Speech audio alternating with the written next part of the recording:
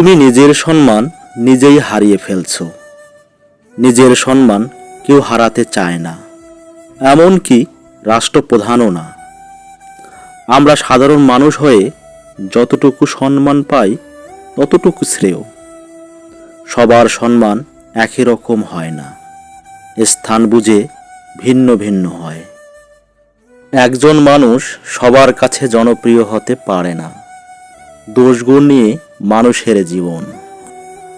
তুমি যা বোঝো সেগুলো তোমার কাছে শ্রেষ্ঠ, বিপরীত মানুষগুলো যা বোঝে সেগুলো তার কাছে শ্রেষ্ঠ।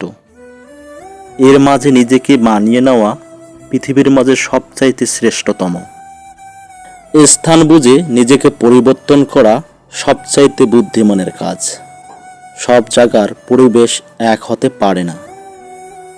নিজের মেধা দিয়ে যতটুকু এগিয়ে যেতে পারো সেটাই বুদ্ধিমানের কাজ।